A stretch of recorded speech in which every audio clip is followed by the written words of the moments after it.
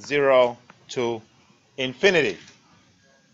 You can also say 0, 0 is a min that's free of charge, right? That comes in as a bonus with this calculation. And the problem is solved. So this is actually the answer.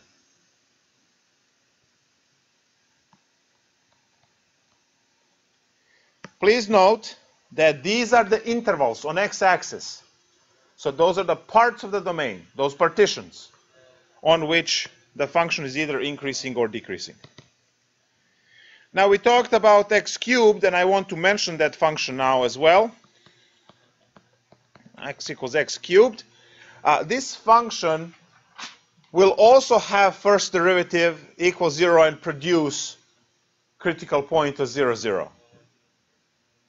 Now remember we say, oh, okay, so min or a max.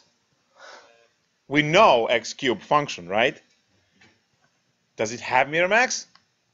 No. And the first derivative will immediately tell us that. So here it is. First derivative of x is 3x squared. When you set that equal to 0, you immediately get x is 0. So you get your critical point at 0, 0. And now you might immediately go, is it a min or a max? Well, let's do the first derivative test, see what happens. Since this is a polynomial, and polynomials have domain from negative infinity to positive infinity, all of the numbers are in the game. But now, what I'm going to do is I'm going to pick 2 points. Again, help me. You're disqualified. Negative 10 then. Negative 10 and positive 10, thank you. We could have used 2, but then I guess. So now let's take a look at this. F prime computed at negative 10 is 3 times negative 10 squared, which is positive 300, which is larger than 0, function is increasing, and I put the arrow like this. Now I do the first derivative test for positive 10, which is a test point on the right side. 3 times 10 squared, which is also 300, which is also larger than 0, which shows that the function is increasing again. So now both calculations show that the function is always increasing, therefore 0, 0 is not a min and not a max. So you see that even if you don't know how the graph looks like, you can use calculus to figure out the behavior of the function. Clearly for x squared it showed us it's a minimum, because if you look at the graph, right, we see this kind of trend. You see arrows going down and then going up, decrease, then increase. That's a minimum. But over here, you see it going up and then going up again, right? So there is, in this case, there is a clear increase. So what would we say as the answer in this case? F of x is increasing on the entire domain. So from negative infinity to positive infinity. And that's our answer. So what the hell is this 0, 0 thing? It's going to be called, yeah.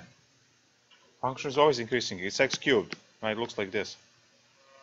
Always increasing. But let's say we don't know that. So one more time, as you are looking over here, I have 2 intervals to worry about. I have interval from negative infinity up to 0. That is the first partition of the domain. And then I have the second part to the right. And in this case, both of these gave us that the function is increasing. So that's that part. Now what we are going to do is take a look at some spicier examples and then move along with the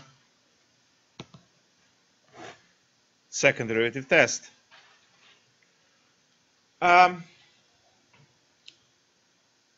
Let's see.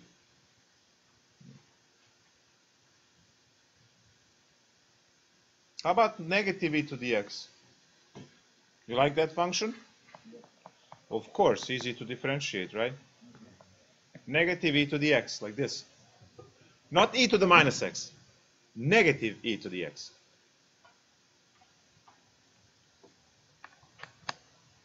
Right? Try that one.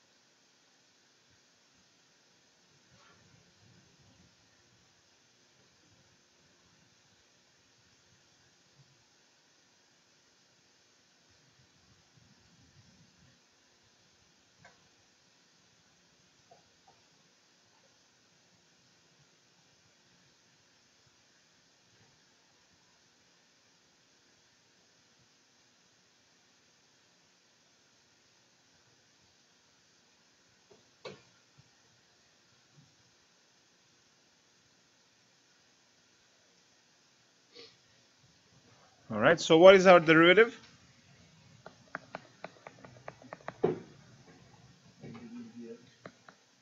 Stays exactly the same. Good. And as I set it equal to 0, very good. No solution. And since we don't have any vertical asymptotes, that means that the whole domain of this function is just one big piece. So for the entire domain from negative infinity to infinity, we only have one partition. And as a test point, you can pick anything. What's the easiest point to pick? 0. So that's a test point. Right? I put my test points in red. That way you know. So now we compute the first derivative at 0, which is negative e to the 0, which is negative 1, which is less than 0, so function is decreasing.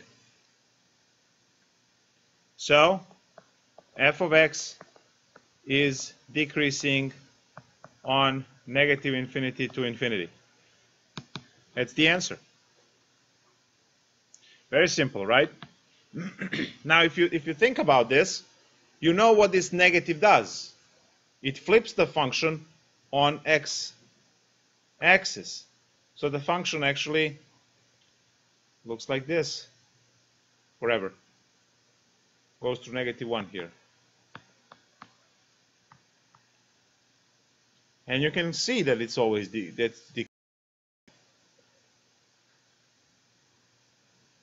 that's how function looks like. Another one.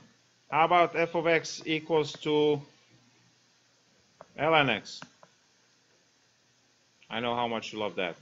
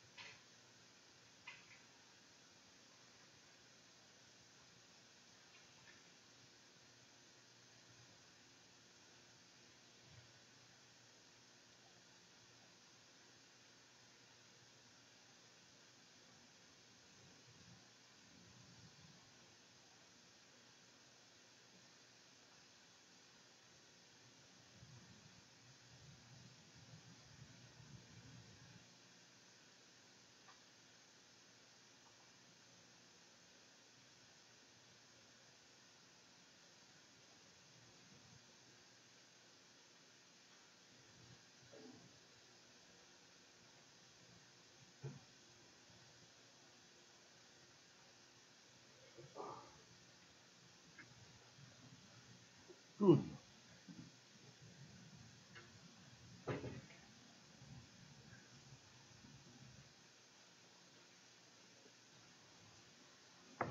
So what do we know about ln?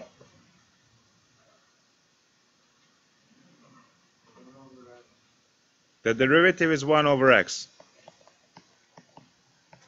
Sure. Now what? You set it equal to 0, and Okay. x is only 0 at infinity and negative infinity.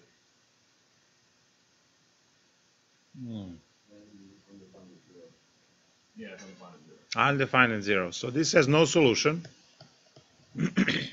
Because if you cross multiply, you get 1 equals 0.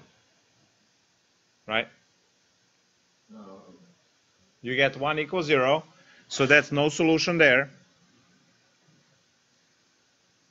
But we have VA at x equals 0.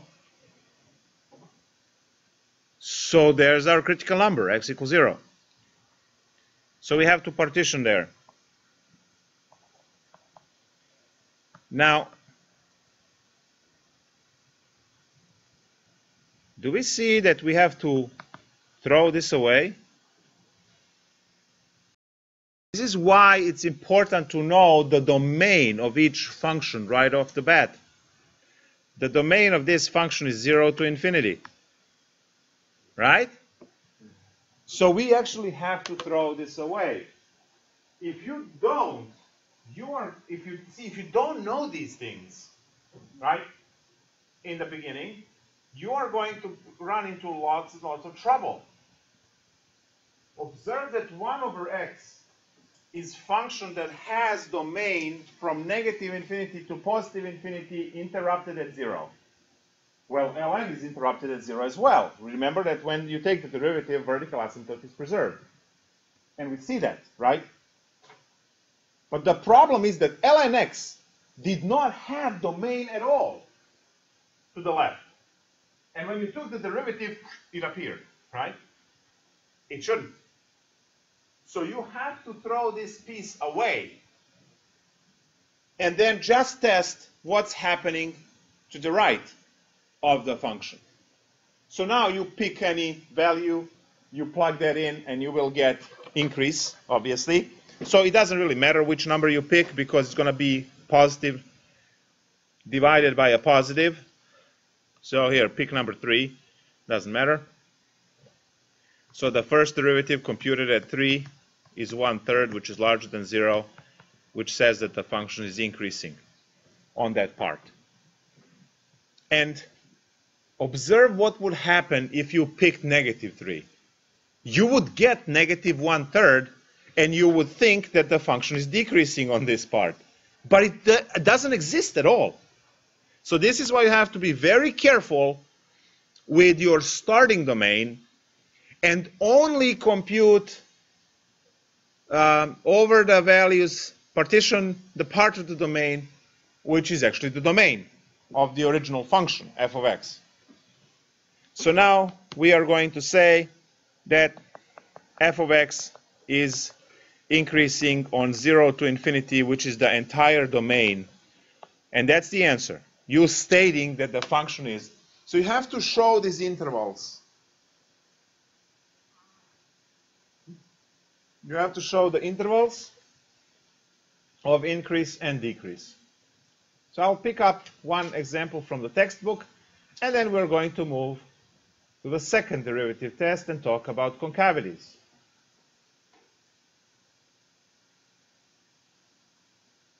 Let's see if there is anything nice that they have for first derivative test. Oh, wonderful.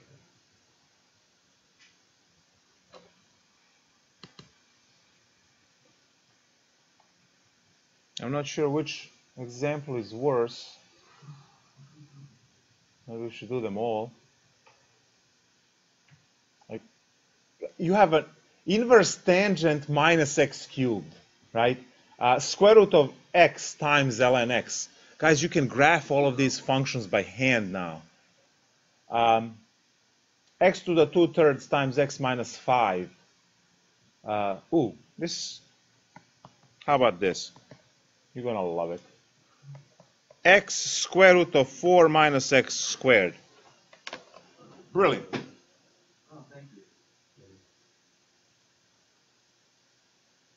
I pick easy one for you. Yeah. Nothing.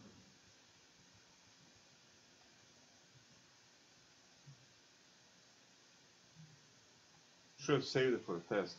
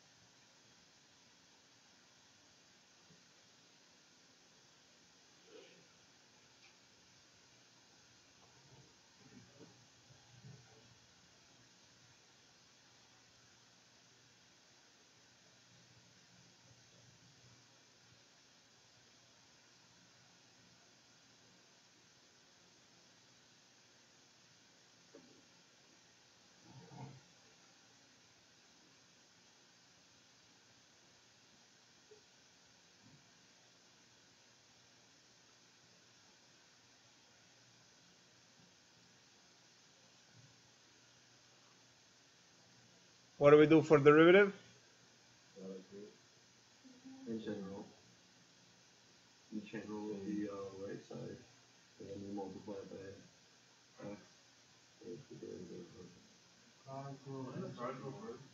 Product rule is in charge. Chain rule is plugged in. Now that's only if you like pain. What's the other way? Logarithmic differentiation. Logarithmic differentiation takes care of this like nothing in a second. Yes. Good. So if you study logarithmic differentiation, you just quickly write this out without, too much stress.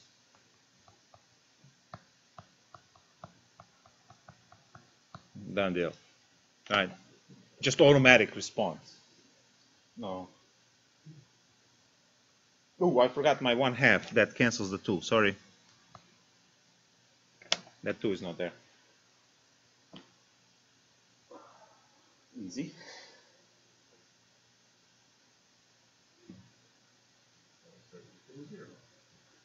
Which is even easier, right? X is equal to 0, square root is equal to 0, and the parenthesis is equal to 0. A little bit of cross multiplication. You can clearly see the answers are 0 plus minus 2 plus minus root 2 without even solving anything. Which is clear from that equation.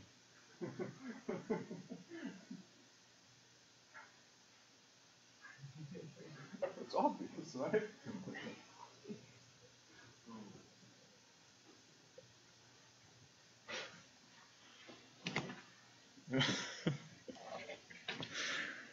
Okay, so why is logarithmic differentiation so insanely overpowered for this? It gives you the answer in factored form. And for chapter 4, you want the answer in factored form because what you do is you set this equal to 0.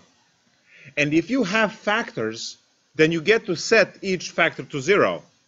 So in this case, x is equal to 0, square root of 4 minus x squared is equal to 0, and then 1 over x minus x over 4 minus x squared is equal to 0. So you immediately have 3 equations to solve. The first one is already done. There's nothing to do there. The second one, when you square both sides, you get 4 is equal to x squared, so x squared is equal to 4, x is equal to plus minus 2. So you have those numbers so far. And the one on the other side, all you need to do is to move the fraction on the right and cross multiply. So that one is actually very easy, even though it looks insane. This is just x squared is equal to 4 minus x squared. Move x squared to the other side. Divide by 2. And as I promised, it's plus minus root 2. So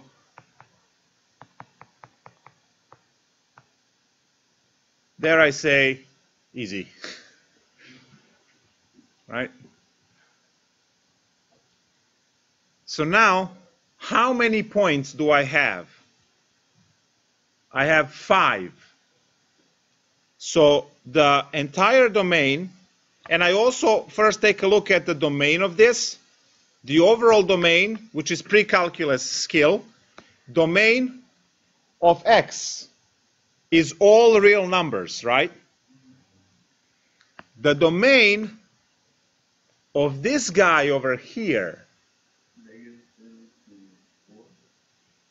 well, the domain is always, the domain for the entire function is the most restrictive domain of each one of its factors. So domain of x is all real numbers, nothing to worry about.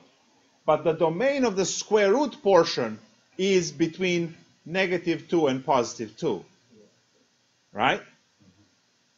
The domain of this, because look, if you take any number bigger than 2 and plug here, you will get imaginary immediately. You take 3, you get 4 minus 9. Gone, right? Take any number bigger than 2 or smaller than -2, you will immediately get imaginary number. So we are on the domain from -2 to +2. Now, that's not communicated to you, but you should know that. So including those points, because you can have 2, 4 minus 4 is 0, so we're all cool there. So that's -2 to 2 domain. So that means that my immediate partition over here is -2 to 2. We don't care what's happening outside of that. So in the middle is 0.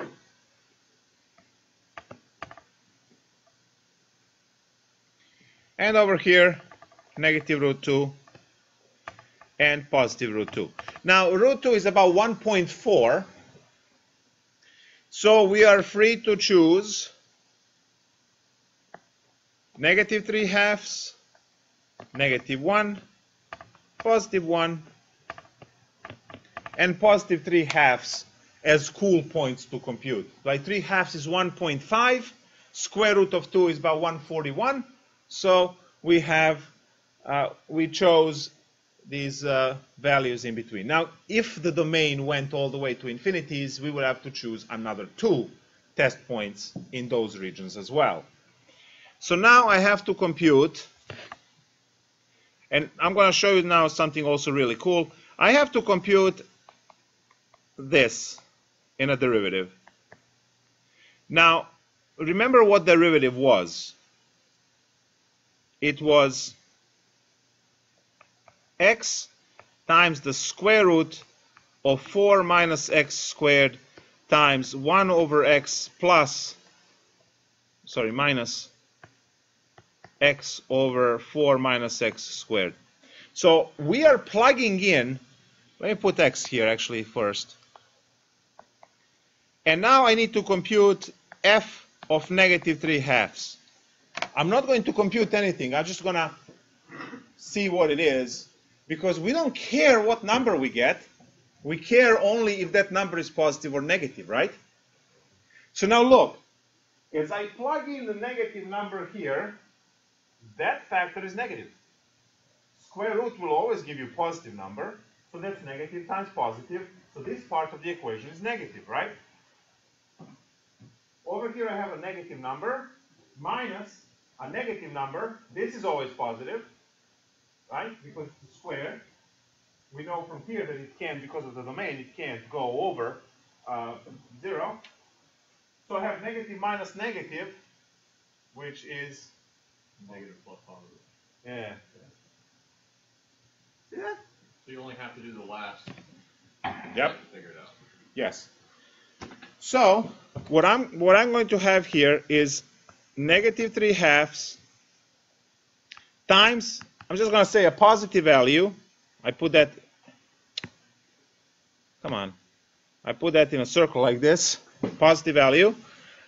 And then over here I have negative 3/2 minus 2/3 divided by 4 minus, what is that, 9/4, right? 3/2, 9/4.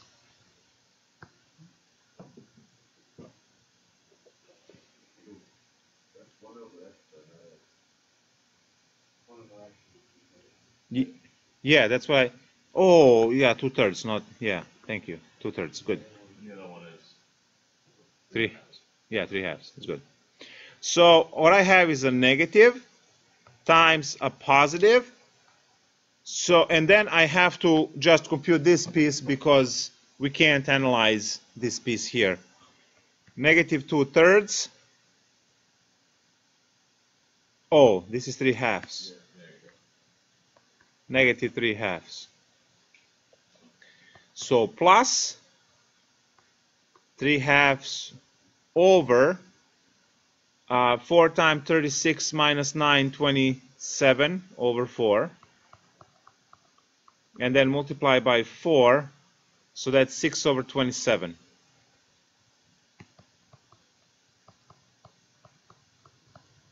And then times 9. That's negative. I don't even need to compute. So I have a negative times a positive times a negative, which is equals a negative, negative, that's less than 0. So function is decreasing on the first part. I don't care what the number is at the end. Sure, take this, plug it in a calculator, and get the decimal, positive or negative. Fine. But in some cases, it's much faster to do the analysis if you're comfortable with that, and then come up with the number. The next one is -1. -1 should be easy. So that's a negative, that's a positive. So that's a -1 plus 1 over, that's a -1, that's a 3. So that's a negative, so that one is positive. So this one will be increasing. For +1, that's a plus, that's a plus, that's a plus, increasing again. And then for the 3/2, that's going to overpower, right, because that was bigger. Negative, right? I think it's negative. And there it is.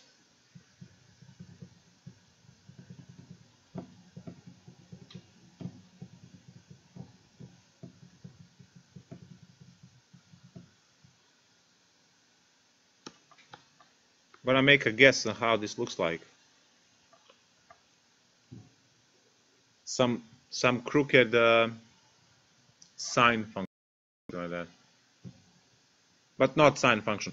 Because this piece, 4 minus x squared with square root, on a positive in front, that's half of circle. Now when you're multiplying that with the x that it's negative, before 0, all of these values get multiplied by -x. So they all become negative values, and these ones remain positive. So that's why it should look something like that. But then again, that's all the analysis from centuries of experience. Yes. I mean, of other mathematicians, which I learned. I've been constantly reminded that I'm 16, so I can't be centuries old. There was a wonderful example. We are yet to write the answer for it, actually. So f of x is decreasing on -2 to -√2 union √2 to 2.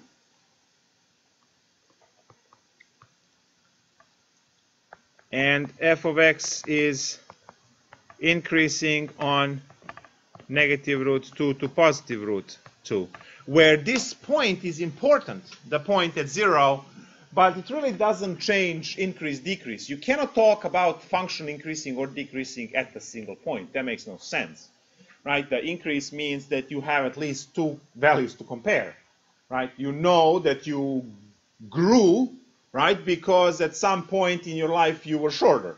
That's right. So you have to have a reference point. So you have to have at least 2 points.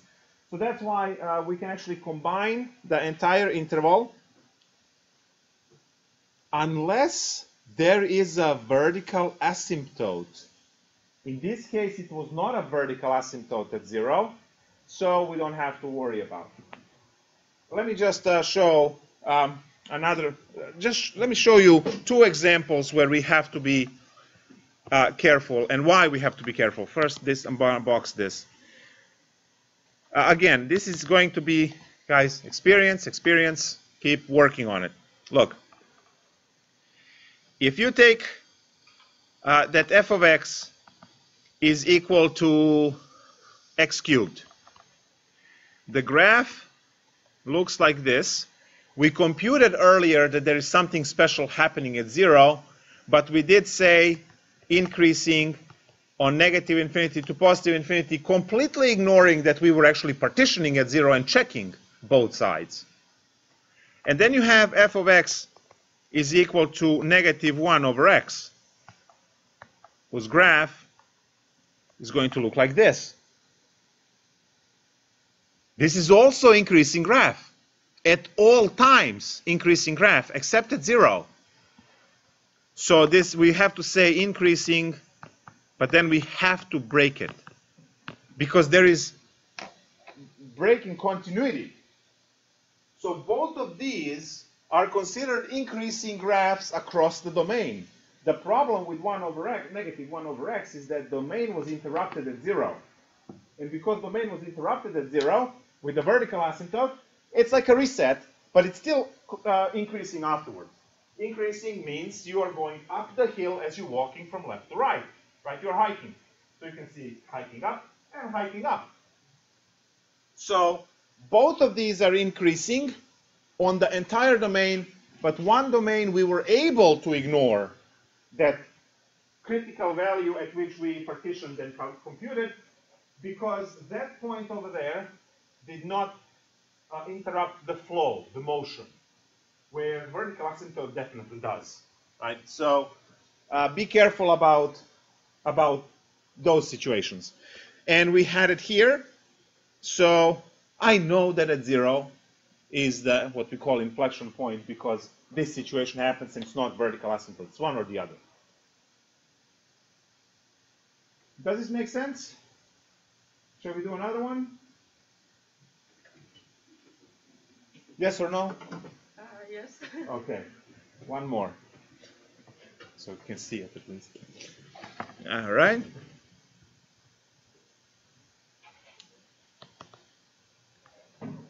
And then we'll do the second derivative test after this. What else is awful over here? You should think about root x times ln x. Is that what it is? Oh, you want to avoid that having on a test, right? It's easier if it's here. No, because I was banging my head against it last night. There we go.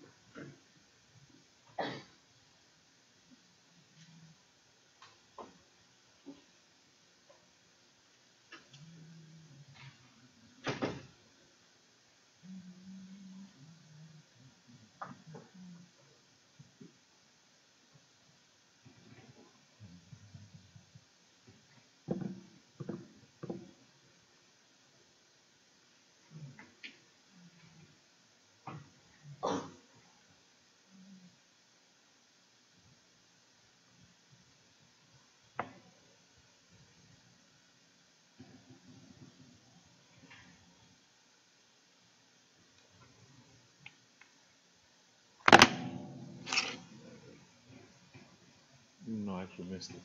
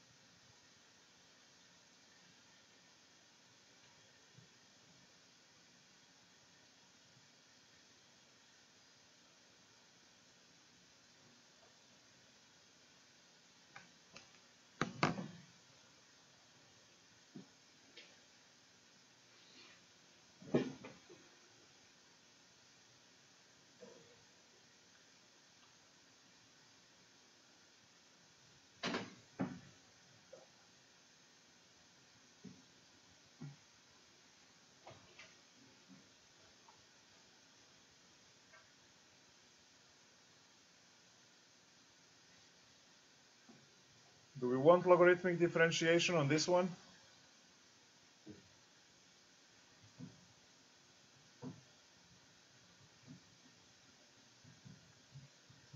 Because of ln x is already there, there will be like ln of ln x. Might be a little bit annoying, so regular product rule should be fine on this one.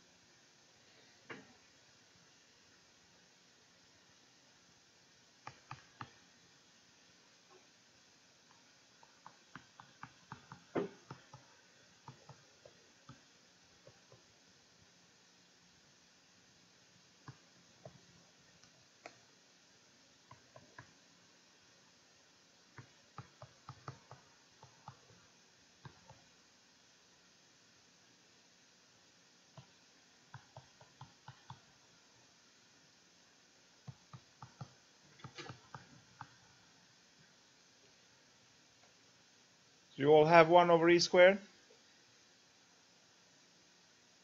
Good.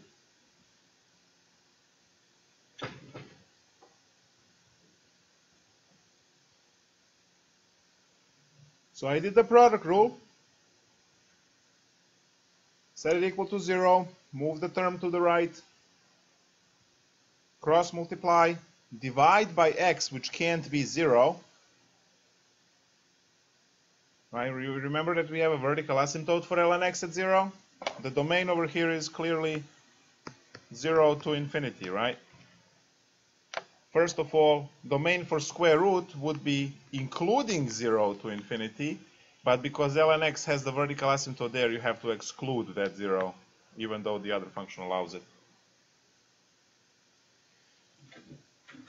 So critical point is at 1 over e squared.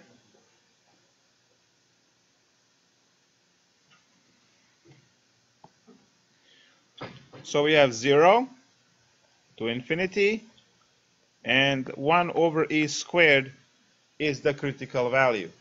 We need a number that is bigger and the number that is smaller. Now, bigger number is clearly what?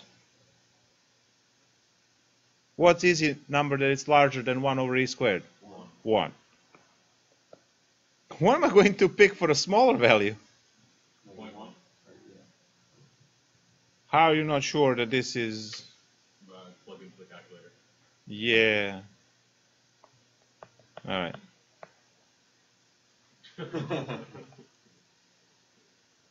I can make smaller numbers like that. That's a cool number. You want to argue against that? No.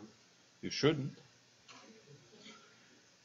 Let's see how this works in the first derivative test. So, first derivative computed at 1 over e cubed. So that's going to be a square root of 1 over e cubed divided by 1 over e cubed plus ln of 1 over e cubed divided by 2 square root of 1 over e cubed. They're both positive. Right? Everything is positive here. Yeah, so you don't have to like. You don't have to compute. Awesome. Bam. How about 1? It's also all positive. All positive? Square root of 1 divided by 1 plus ln 1. That's 0. Right? So it's positive as well. Nice. Oh, with these kind of problems, can you just look at the derivative and then just figure it out like by default? Like in certain situations, like in this situation, if you have something that's ln over something else and square root of something else, would it always just be positive? Unless Yeah. it's like 0 or non-prime or something. Yeah. So we will say f of x is increasing on 0 to infinity. Again, one piece, because we have, this is not a vertical asymptote, 1 over e to the x squared. It's probably the inflection point. Great. That's the first derivative test. Take the derivative, set it equal to 0, get the critical point, partition the x axis. Once you partition the x-axis, quickly find the test points, test each point in the first derivative, hence first derivative test, right? And you will get the increase and decrease. Now, the second part of the lecture is on second derivative test.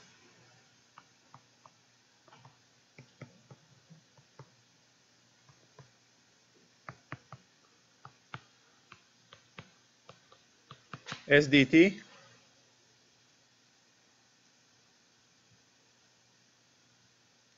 And this one deals with setting second derivative equal to 0 to get values at which you have something that we call inflection point.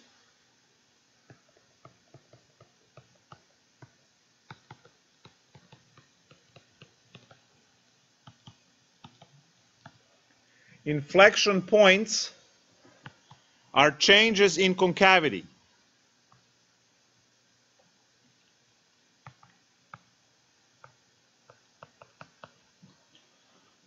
Now, what the hell is a concavity? Something that looks like this is called a concave up. and something that looks like this is called a concave down.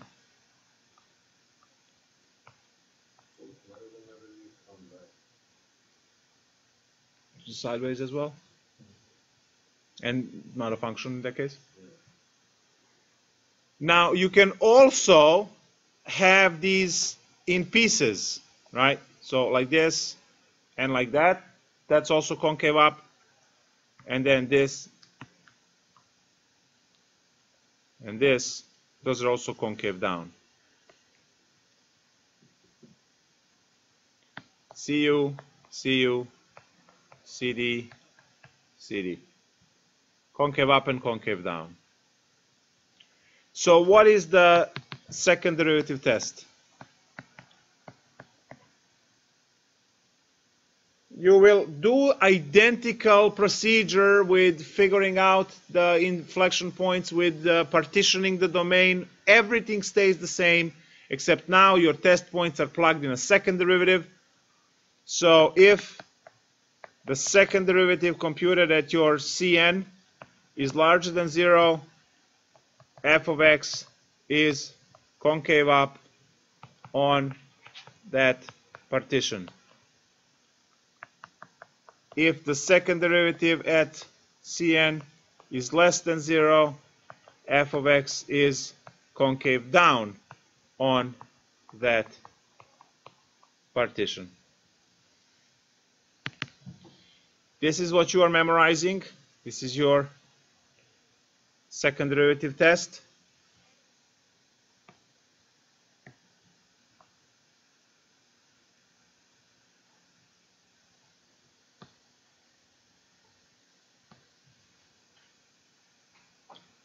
And we will immediately solve our f of x equal x squared and x cubed, one at a time. So the first derivative of f of x is equal to 2x, and the second derivative of x is equal to just 2, which, if you set equal to 0, has no solution, which implies no solution, and no vertical asymptotes implies one partition for the entire domain. So if I am to graph this from negative infinity to positive infinity, I can pick any value I want here, number 2, and then apply second derivative of x equals to 2, which is larger than 0, so concave up.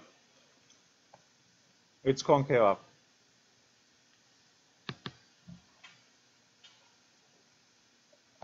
F of x equal x squared is concave up on the entire domain.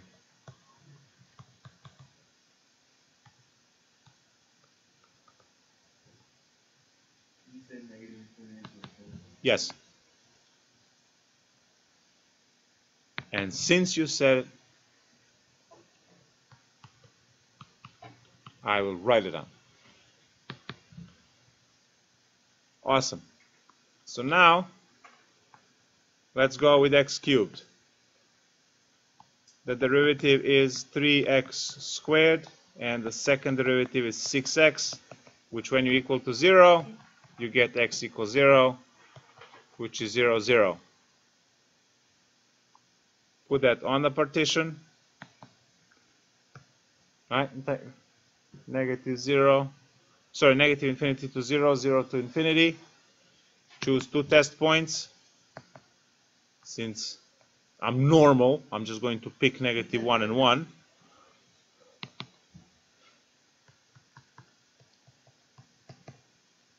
So f double prime, same procedure. You are plugging in values. So 6 times negative 1 is negative 6 less than 0, concave down.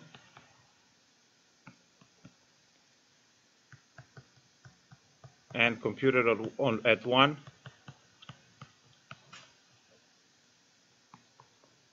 Concave up.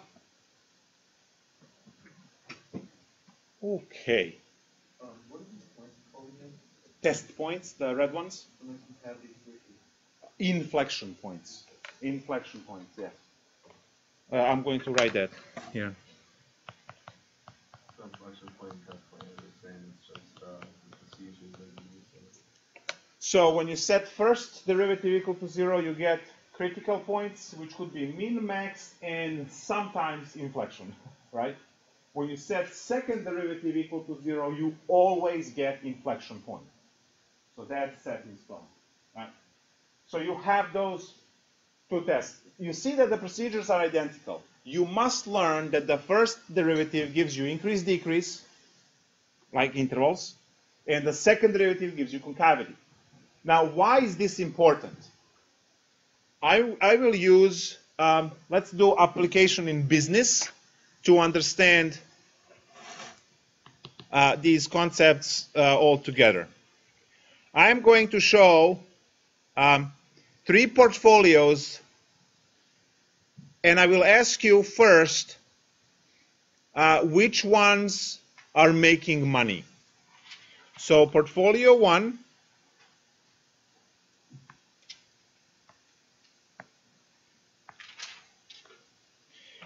all of these portfolios are in time, and all of them are money in time, right? So we can put yen if you want, but here, dollars. So please, in your notes, make sure. So now, here's the, and they will all start at the same initial value. Let's say invested $100.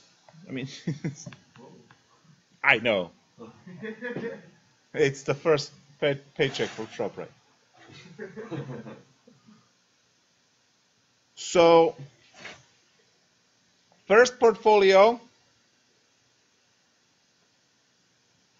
second portfolio, third portfolio. Third portfolio.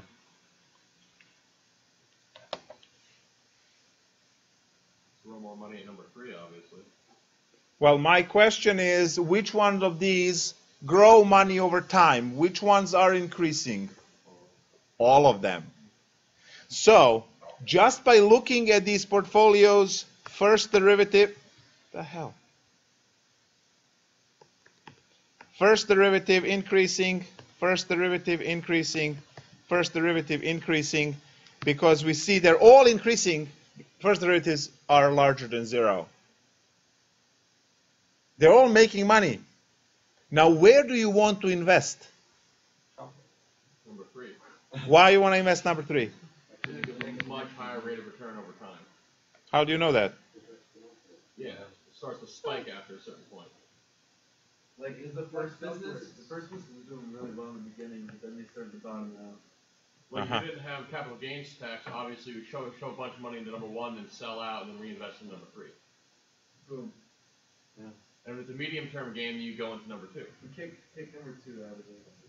Well, no, number 2 would be good over the Nobody years. likes mediocrity, man. Go hard or go home. You should just go big or go home. Yeah. Well, technically, if you need, no, dude, if you want a medium-term investment, then number 2 is the best. I want a large term investment. Because over 2 units, it'll over 3 units, I think, or if I'm looking at it right, it'll get better return number 1 or number 2. It all depends on how long you want your money to be locked. But you're a ShopRite cashier. You want your money now. Like, We don't have time if to you're mess working as a around. ShopRite cashier, you're playing the stock market, just take the money you would have spent on feed and put it into the stock market. Exactly. I'd rather invest in US dollars than that. I'd rather invest in gold than US dollars. Gold is only going to decrease its value over time. Like, it's one of those stable things that it'll hold its value forever, but it's only going to decrease in value over time. Yeah. Awesome. Now back to calculus. No, that was all valid discussion. So we know where we stand. Now, all 3 portfolios are making money. That's a fact because the call it terminal point in time that we see is at the higher altitude than the initial one, which was $100. So all graphs are increasing. First derivatives are increasing. Sorry, first derivatives are larger than 0. And we have that. Now, observe what's happening with the graph number 2. Graph number 2 looks like a linear line. The first derivative is increasing, but its second derivative is 0. So second derivative is 0 for the second graph. And that means that this line has no curvature. See that? Now, concave down on the first and the concave up on the second. On the third, sorry. So now, the second derivative being larger than 0, this graph here is the one where over time you are going to make most, because this is exponential, right? So you have a logarithmic over here, you have linear, and you have exponential. And the last one, at number 3, is the one that will grow fastest very quickly. So the fastest possible growth is when both first and the second derivative are large. Well, actually, you have to have first derivative to be growth, right? So the fastest growth is when the second derivative is larger than 0, and then when it's equal to 0, and then when it's less than 0. So that's what the growth. So this is where your square root and your ln's fall. This is your linears, and this would be your exponentials here in terms of gains. All right, so I'm going to ask you first to do vanilla analysis over here. I want increase, decrease. I want concavity. So it's first and second derivative tests, and we are going to do that on a vanilla function. So it's nice and smooth to begin. F of x equals x cubed minus 3x squared.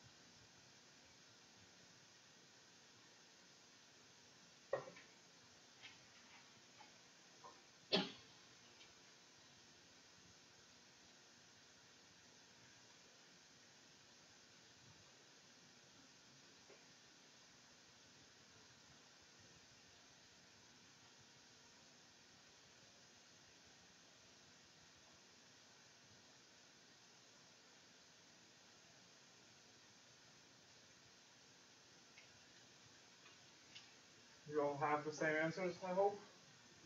This was one of the easier examples. Now, you can graph this function having this information, and that is what the next section is. How to graph any function under the sun without use of graphing calculators and things, as long as you can compute these things easily, I would say. So, on the first derivative test, we see that we have important points, min and max, at 0 and 2. So what I can do is I can plug in 0 in the original equation and obtain 0, 0, which is a critical point, right? And I can plug in 2 in the original equation, which would give me 8 minus, what? 12, that's negative 4.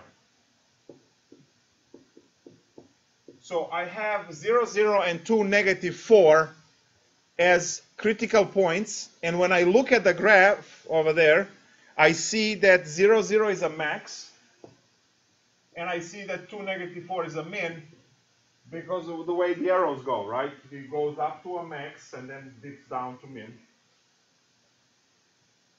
I also know that there is inflection point at 1, which I can compute the y value if I plug 1 in the original equation, which is 1 minus 3, which is negative 2. And that's the inflection point. I can graph this equation now like nothing because it's easy.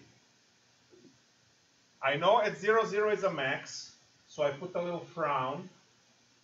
I know at 2, negative 4 is a min, so I put a little smiley there. And then at 1 and negative 2 is inflection.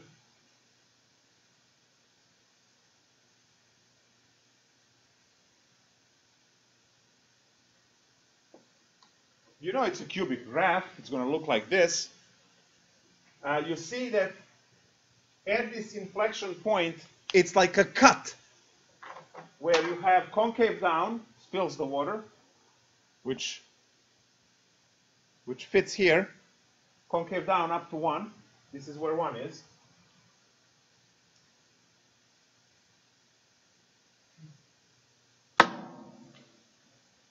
One and 2, there we go.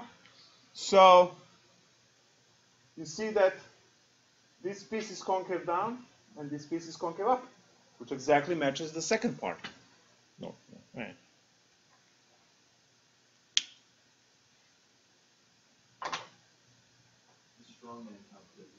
Yeah, this is now for. Well, no, now that I'm ready, you know, it's gonna be easy. But but I wasn't ready at the time.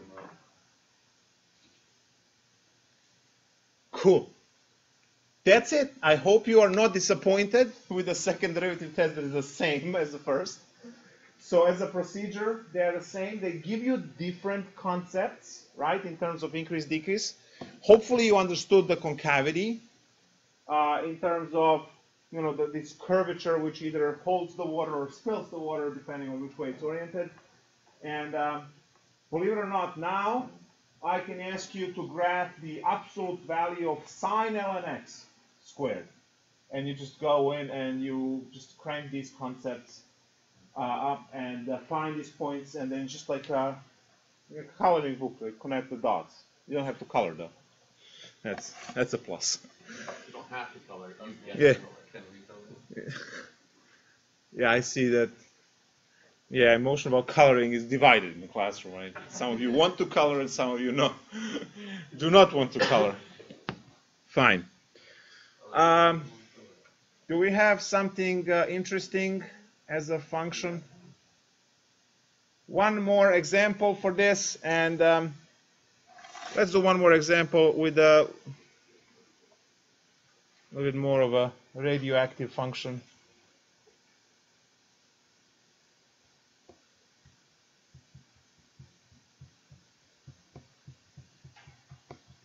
And to see which one of these you would like the least.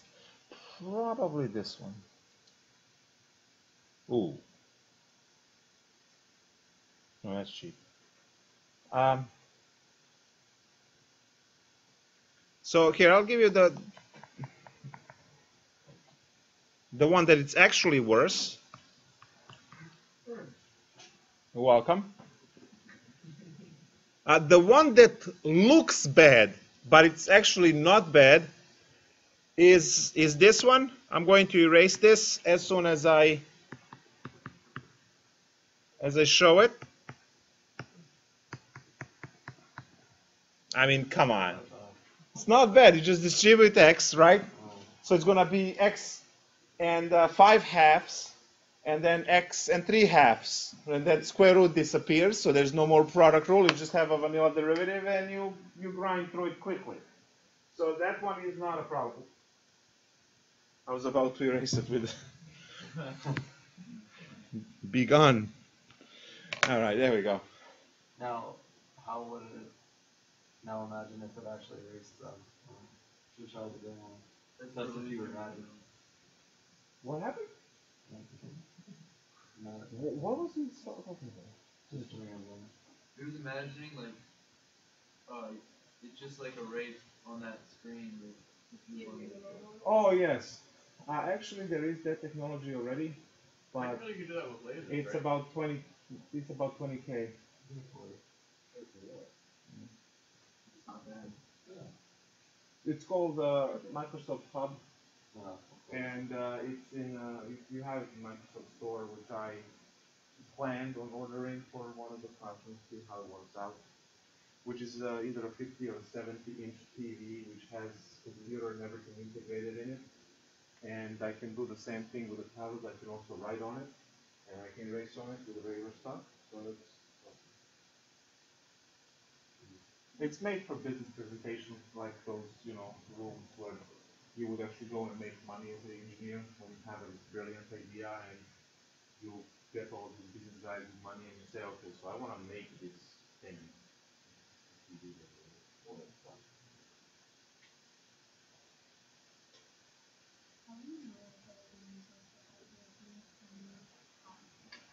I would avoid logarithmic differentiation if I have E and ln show up in the thing.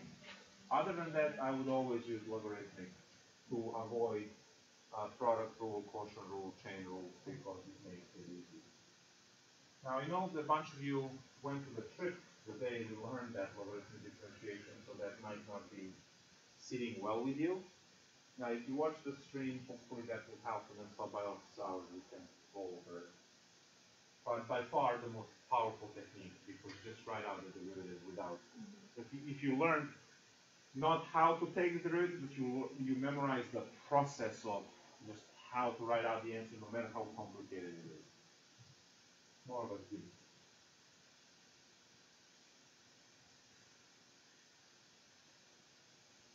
Yeah.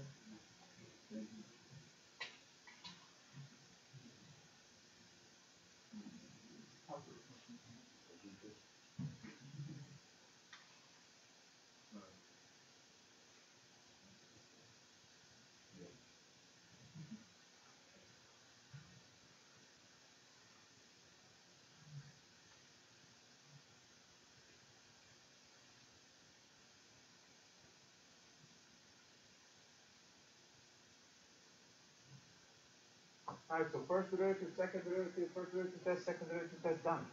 Walk away. That's it. Still deriving it. Product rule, and then you, product rule, and then you factor it, set each equal to 0, and then you take You have the derived second. which is with two product rules. So, Yeah.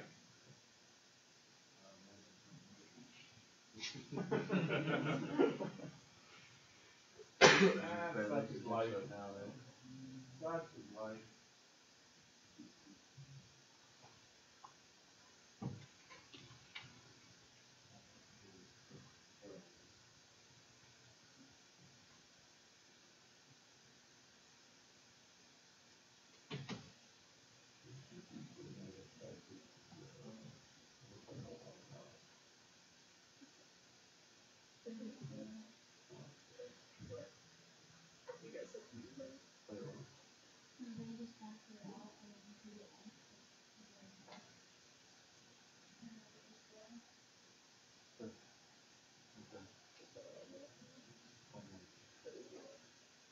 that's all I'm asking. I don't know. Apparently it's like that or something. Or something. We have some argument.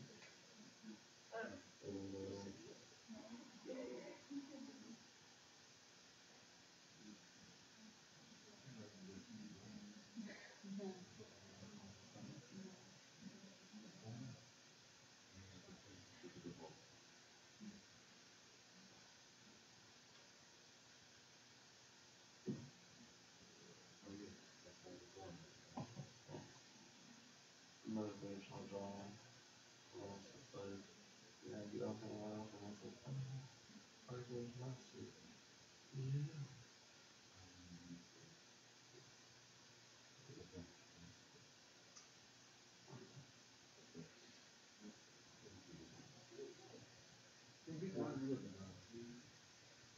Whatever you say. Not at all. You can't say that with a straight face. And I actually have a video of Raphael drawing it. Yeah. With his face here and you with the bowling ball at the same time. What? I didn't touch a bowling ball.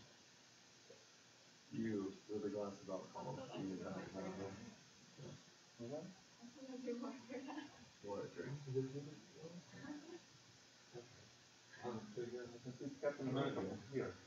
I don't even have to go closer.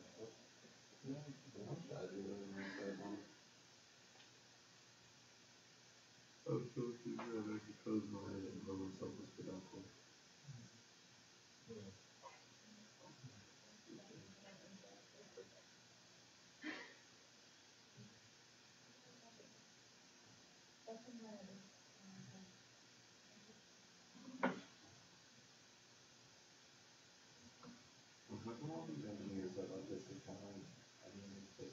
It's important.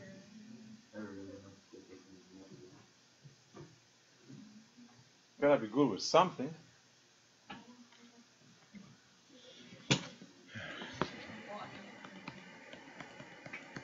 Guys, technically this section was also reviewing a little bit for the exam because what is your exam question?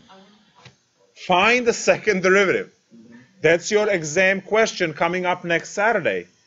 So we technically, with each problem we did today, we took basic derivatives, either product rule or logarithmic differentiation, which means we practiced towards the exam.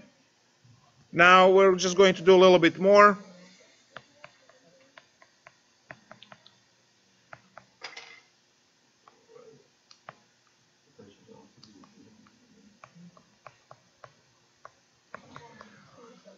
Remember that we are supposed to factor out the most we can, and then in parentheses leave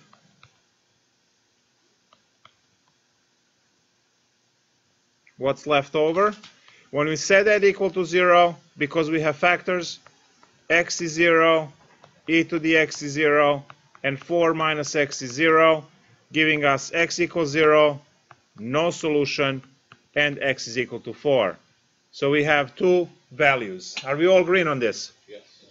Now, the domain, you should always check that and start, because when you start doing partitions, you don't want to overdo it, right? So domain of polynomial functions is from negative infinity to positive infinity, and the domain for e to the x or minus x is also from negative infinity to positive infinity. So the overall domain is from negative infinity to positive infinity. Once we do the first derivative, we factor everything, and we get these critical values. Now we have to go from negative infinity to positive infinity. We have our 0, we have our 4. So the values that I want to test, again because I'm normal, negative 1, positive y is? Okay, and the 5. When I was taught to do this before, I would put 0 triple root. Is that how many you say? In this case, no. But yes, 0 is the triple root, which means multiplicity 3. So 3 roots combined in 1. It does not give us any useful information in terms of doing the first and second derivative test. It does, however, give us a very important information. Actually, no, this is the first derivative. So no, nothing. The information x to the fourth, where you have x is equal to 0 and then multiplicity 4, will give us very important information next class. Because as we start to graph, we know that that kind of bounds is a quadratic bounds off of the axis. But right now we don't have need for that information during the tests. Nice. Okay, so these critical values partition right through the entire domain. I will use the first derivative test. So I have f prime at -1.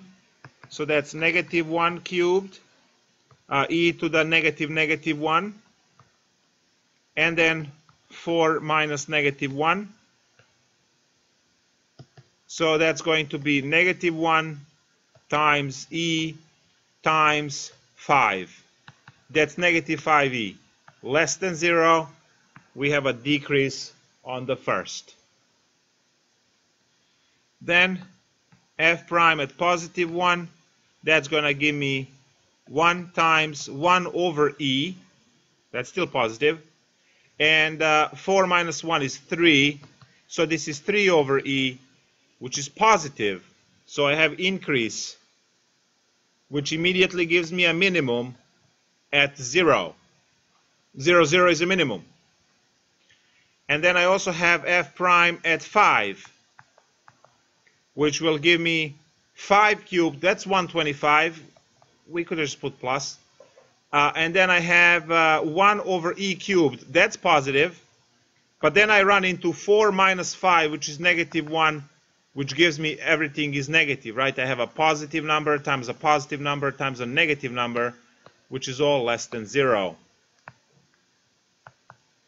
So I have another decrease here. So what can I say? F of x is decreasing on -infinity to 0, union 4 to infinity. So those are the intervals on x-axis over which the function is decreasing. And f of x is increasing on the interval 0 to 4. Now we take the second derivative. I'm going to copy the first derivative first, so it's easier.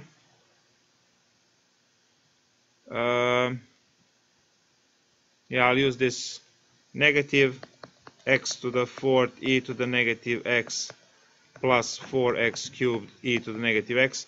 So now we are going to have quite a few of these product rules here. So copy the first times derivative of the second will kill this one. Plus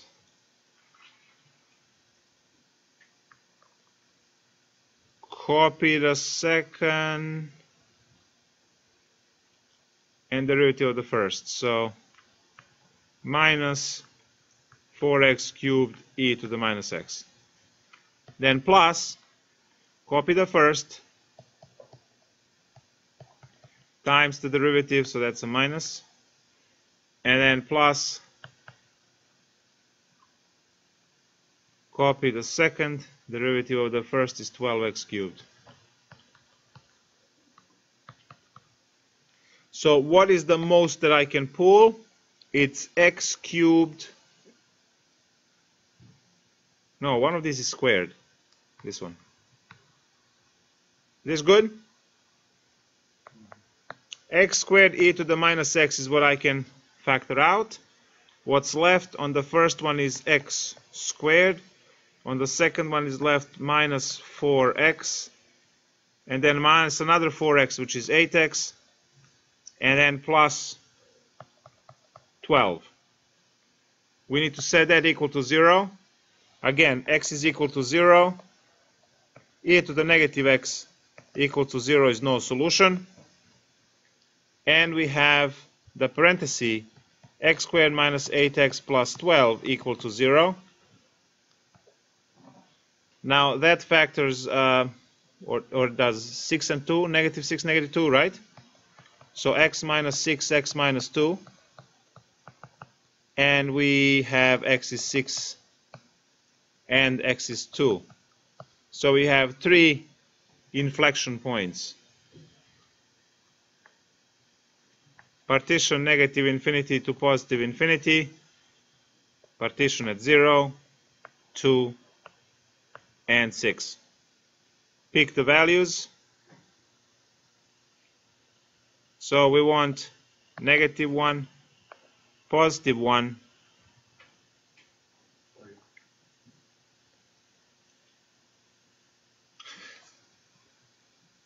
I'm thinking ln 10 to help us with e to something, but then you will have ln 10 to deal with. So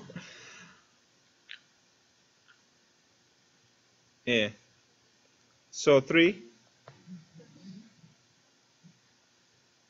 and 7 because it's going to be terrible to compute. Second derivative computed at negative 1.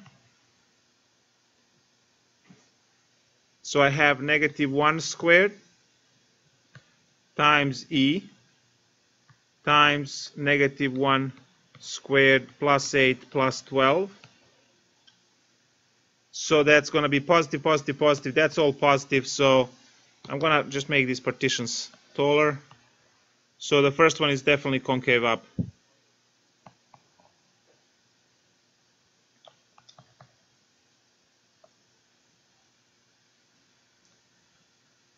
At 1, also concave up, right?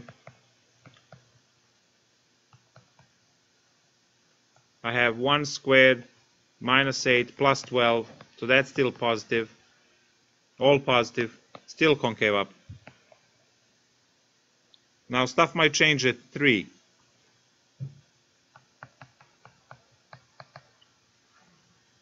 I have 9 times 1 over e cubed. And then I have 81 minus 72 plus 12. That correct? That's still positive. Wow. So one more to go. 7.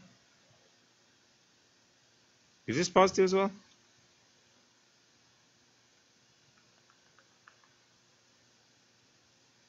No, something is not sitting right here. Can I have change in concavity without vertical asymptotes and have all of them to be concave up? Change in concavity defines change from up to down. So something in this calculation is off.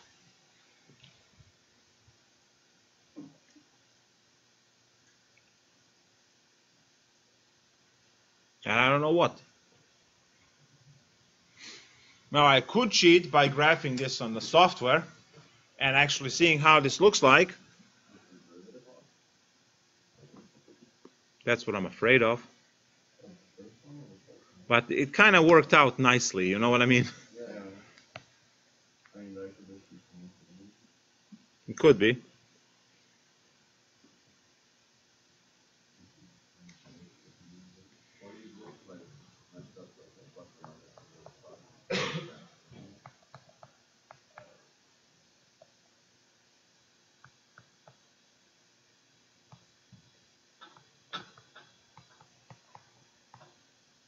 And it's still positive. So I got all of them to be concave up. But then there's supposed to be a change of concavity in between each one of these. So something is off.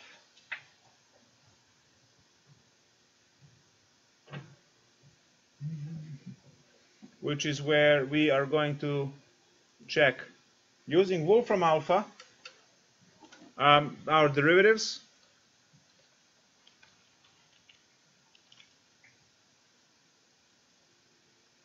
All right, so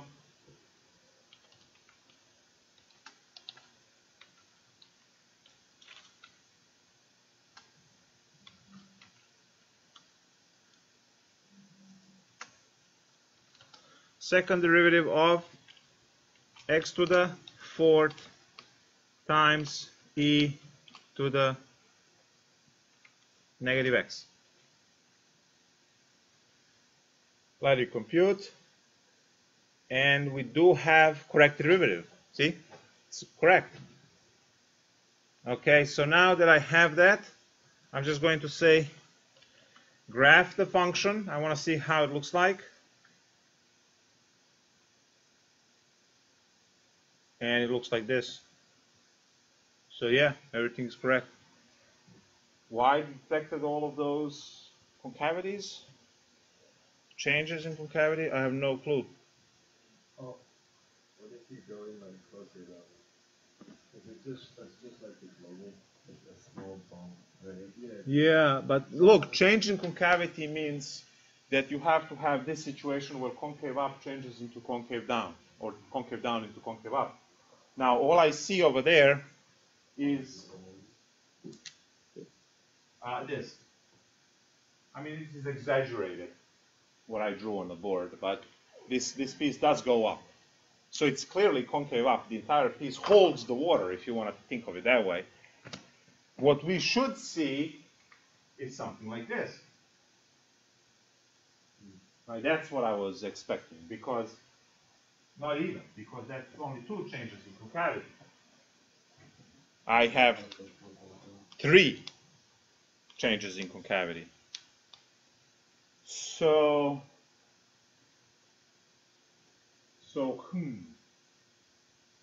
now let me think a little bit here.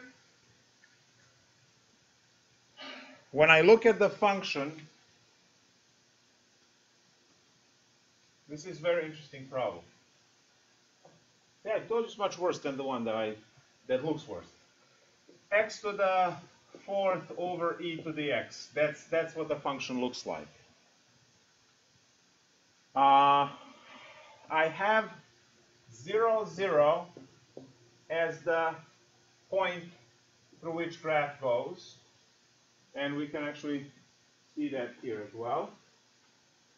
Because when where is the x-intercept, right? It's at 0, 0, and the y-intercept is at the same time at 0, 0. So I have that. According to my analysis here, function is decreasing prior to 0. And then it should become increasing until 4, and then stop being increasing. So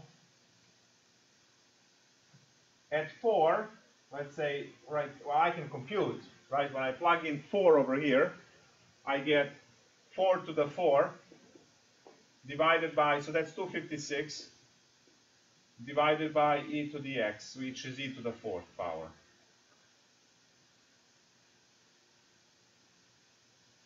So at that point, and then I have to go down again. That makes no sense. I just looked it up on Wolfram, and it's like, at 2 and 6, it's got inflection point, but it's like, it doesn't ever go, it exists between, like 2 and maybe 5, I don't know. But it's like really small value. Yeah, but see, the trick is that it's going to go like this. So, okay, that makes sense. So that's a decreasing, increasing, decreasing, increasing. But I only have 3 of these.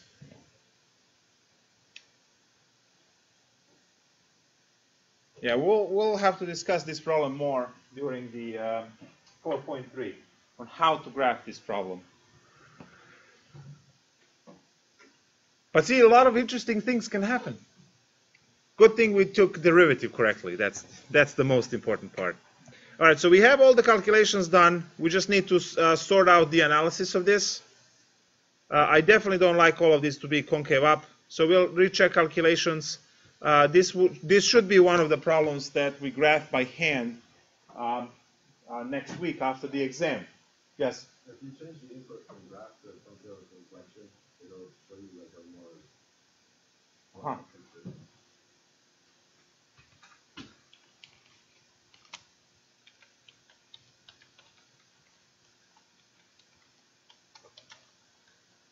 Inflection points of the graph. Aha! There it is.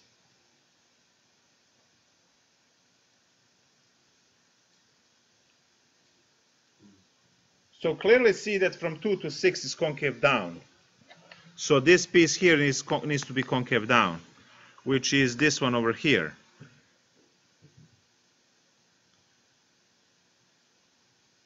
Of course, 3 squared is not 81, it's 9. Much better. There we go. So 3 squared is 9, minus 72, plus 12. Awesome. All right, that takes care of that. So we have concave down, and now the graph would fit to look like this. Awesome. All right, that's it for 4.2. Again, we will do all of this stuff for 4.3 because 4.3 is going to be whatever we did today plus min-max, which is again what we did today because we were able to detect all of them. And then we add to that domain, x and y intercepts, and maybe symmetry,